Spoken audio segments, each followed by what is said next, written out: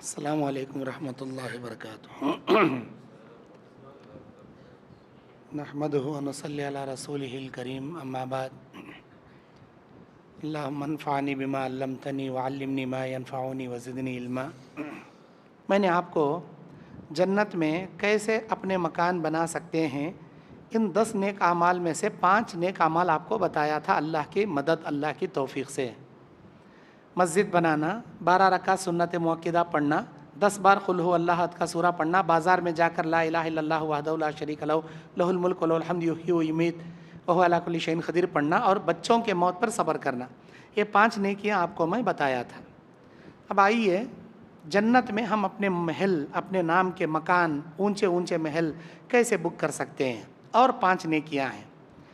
छठवां, अल्लाह के नबी बयान फरमाते हैं, सही इब्न खुज़ैमा की हदीस है, ये अल-मुअजमुल तिबरानी की सही रिवायत है और सही इब्न हिब्बान की भी हदीस है, जो शख्स 4 रकात इशराक़ की नमाज़ पढ़ता रहेगा अल्लाह उसके लिए जन्नत में महल बनाएगा। यह सही हदीस है।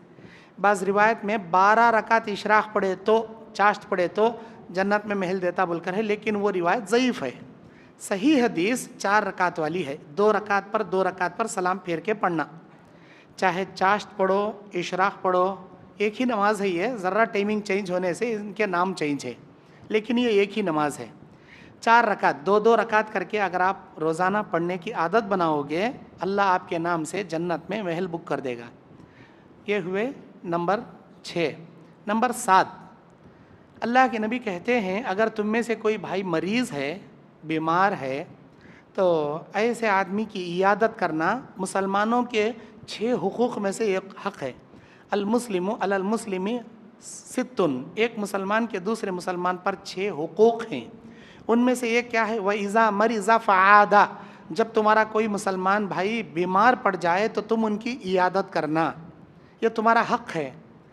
जामे तिर्मिज़ी की हदीस में नबी कहते हैं, जब भी कोई शख्स अपने मरीज़ भाई की इयादत करने की नीयत से घर से निकलता है, अल्लाह एक फ़रिश्ते को आसमान में खड़ा करता है। वो फ़रिश्ता अल्लाह के हुक्म से पुकार कर बोलता कि ऐ अल्लाह के बंदे, तेरा जाना अल्लाह को बहुत पसंद है। तू जो मरीज़ की इयादत करने की नीयत से मकान से निकला, अल्लाह को इतना पसंद है, अभी तू मरीज़ के पास गया भी नहीं, उसकी इयादत किया भी नहीं। अल्लाह को तेरी अदा पसंद आकर इसी वक्त अल्लाह तेरे नाम से जन्नत में महल बना दिया। अल्लाह कहता है, मेरा बंदा मरीज़ की इयादत करने जा रहा है, इसके नाम से जन्नत में महल बनाया जाए। बनल्लाहु लहु बैतन फिल जन्ना, इसके लिए जन्नत में महल खड़ा किया जाए। महल खड़ा किया जाता। जब उन्हें मरीज़ के पास आता, बैठता, मरीज़ की इयादत करना किसे बोलती हैं? किसे बोलती हैं? उसके पास जाना, बैठना, ला बास तहूरुन इंशाअल्लाह कहना, अल्लाह ने चाहा तो तुम्हारी ये बीमारी जल्द दूर हो जाएगी, ये माना उसका, ऐसा बोलना। फिर उसके बाद उसे हिम्मत के अल्फाज बोलना।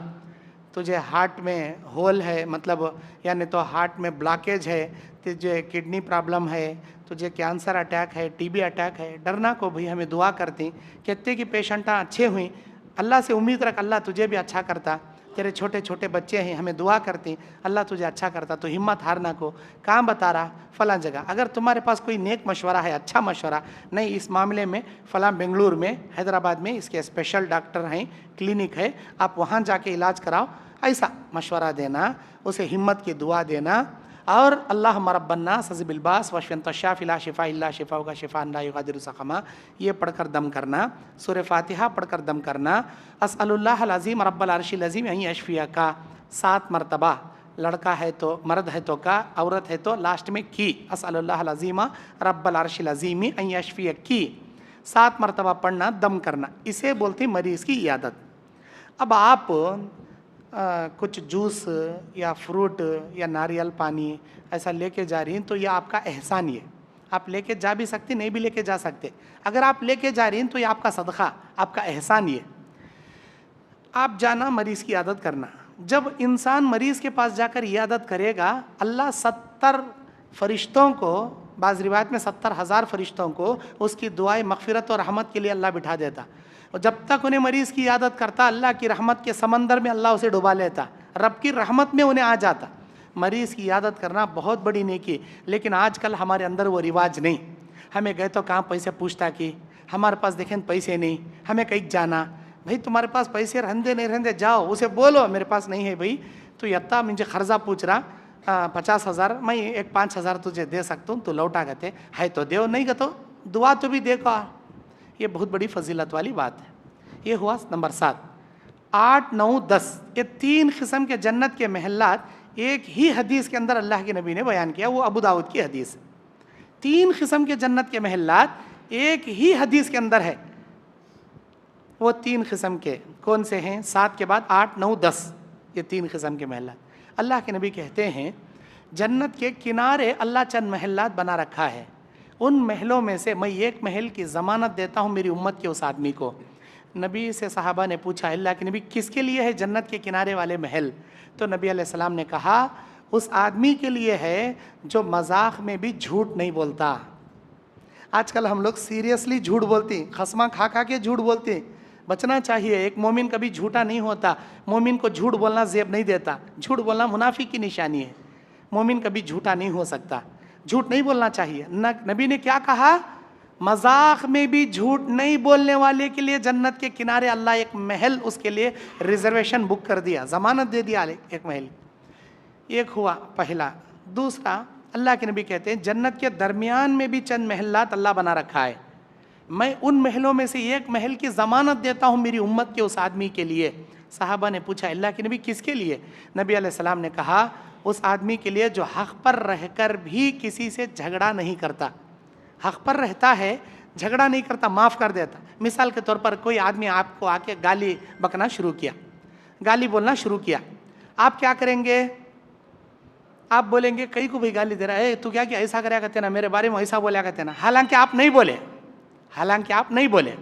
تو آپ کی یہ گالی دیکھ کر جب کوئی شخص آپ یہ کہہ دیں کہ میرے بھائی میں نے یہ غلطی نہیں کیا, آپ جا کر تحقیق کر لو, میں نے یہ غلطی نہیں کیا, آپ چاہیں تو اس کے بارے میں آپ تحقیق کر لو, میں تمہارے اس گالی کا جواب گالی سے نہیں دے سکتا, میں تمہیں معاف کرتا ہوں. ایسا بول کر کسی کو معاف کر دینا, اور اگر انہیں آ کے آپ کو مار دیا اس مار کے بدلے میں آپ اسے معاف کر دینا, اللہ کو یہ ادا اتنی پسند ہے. نبی علیہ السلام کہتے ہیں حق پر رہ کر بھی جھگڑا نہیں کرنے والا اللہ تبارک و تعالیٰ جنت کے درمیان میں اسے محل دیتا ہے. جنت کے درمیان میں اس کے لیے محل بک کیا. اور اللہ کے نبی علیہ السلام بیان فرماتے ہیں کہ بے شک وہ انسان, یہ ہوا درمیان کا محل. پھر نبی علیہ السلام کہتے ہیں جنت کے اونچے اونچے مرتبوں پر اونچے اونچے چند محلات اللہ بنا رکھا ہے. ان محلوں میں سے میں ایک محل کی ضمانت دیتا ہوں میری امت کے اس آدمی کے لیے. صحابہ اکرام نے پوچھا اللہ کے نبی کس کے لیے؟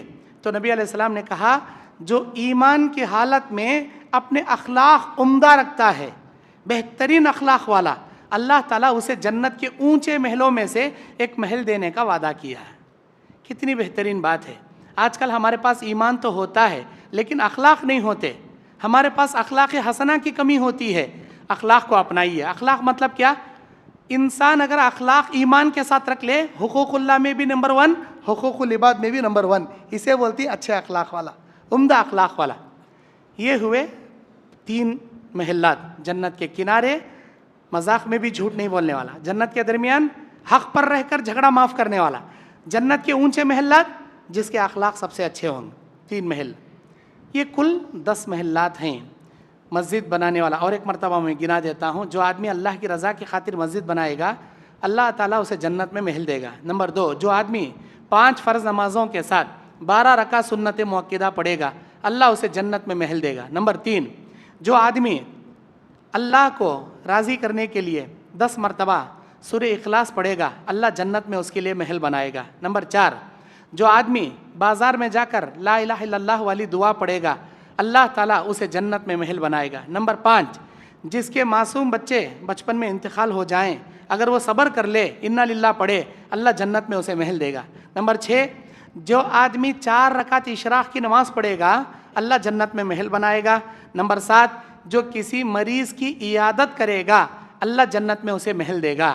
نمبر 8, جو انسان مذاق میں بھی جھوٹ نہیں بولے گا جنت کے کنارے اللہ محل دے گا.